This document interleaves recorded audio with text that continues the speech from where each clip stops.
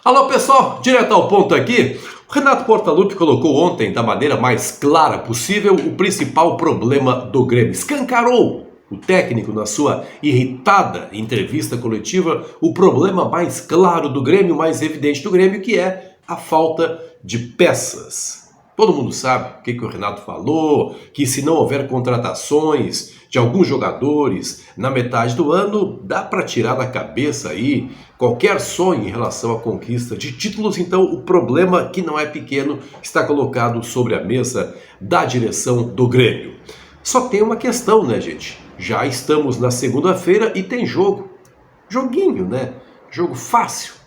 No meio da semana contra o Palmeiras. E o problema, ele não se resolve numa entrevista. O problema não se resolve num passe de mágica. O problema prossegue. E que problema é esse? É preciso que haja a reposição para as peças que não funcionaram no empate por 3-3 contra o Bragantino. Vamos começar a analisar esses problemas aqui em nome da KTO? Vamos, né? KTO, claro.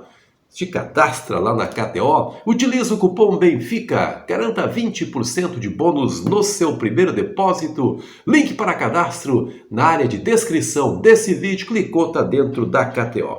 Vamos começar pela lateral esquerda do Grêmio. Foi trágica, né? A atuação do Diogo Barbosa. Tudo que o Diogo Barbosa havia feito de irritante até o momento, ontem ele elevou a potência máxima. Não há mais condições do Diogo Barbosa prosseguir jogando na equipe do Grêmio. Está estabelecida uma relação parecida com aquela do torcedor com o Thiago Santos, que a gente sabe como é que terminou.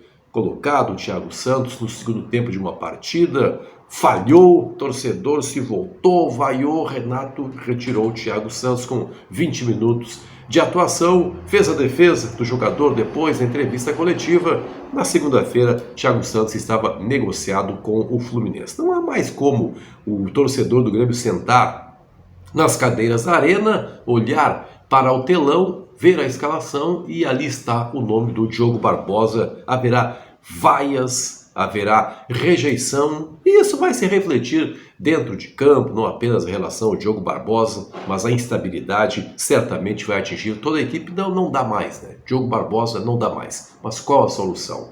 Qual a solução? Você percebeu na entrevista do Renato ontem uma segurança em relação à volta do Reinaldo, que estava lesionado? Eu não percebi.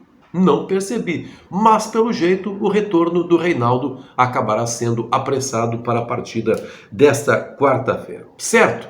Vamos avançar? Vamos para o meio de campo do Grêmio. Muitas críticas também ontem ao Lucas Silva, mas não tem outro, né? Não há outro jogador. Vilhaçante nem pensar aí para os próximos jogos.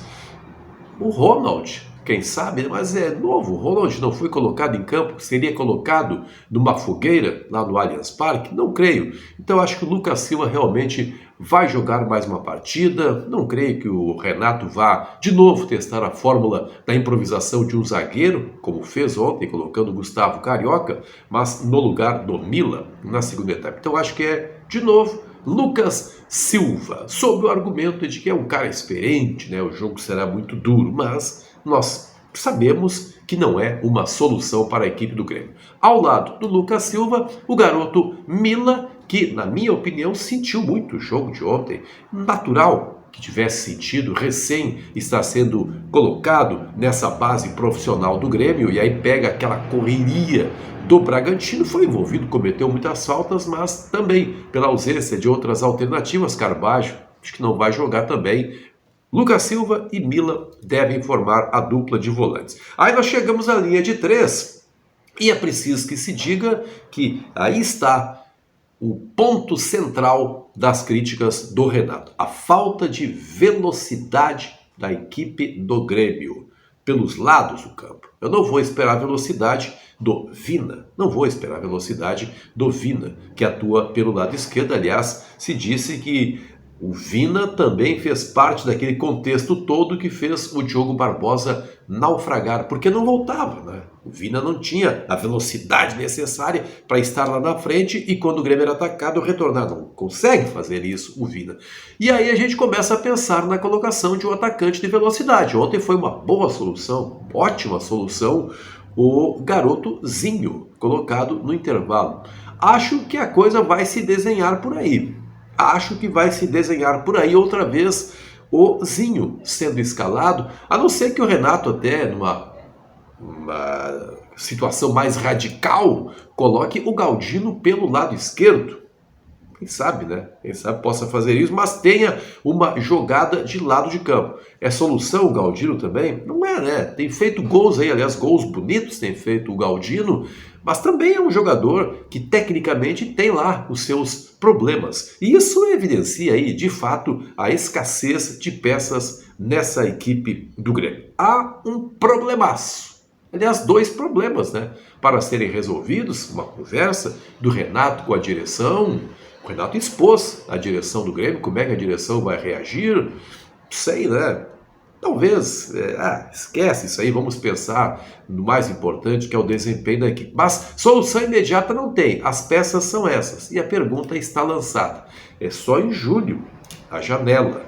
Só em julho deverão chegar os 2 ou 3 jogadores reivindicados pelo Renato. Com essa estrutura, o que dá para esperar do Grêmio até julho? Olha, é uma dúvida muito forte. Compartilhe esse vídeo nos seus grupos de WhatsApp, se inscreva aqui no canal. Sempre um grande prazer contar com você por aqui. Até a próxima!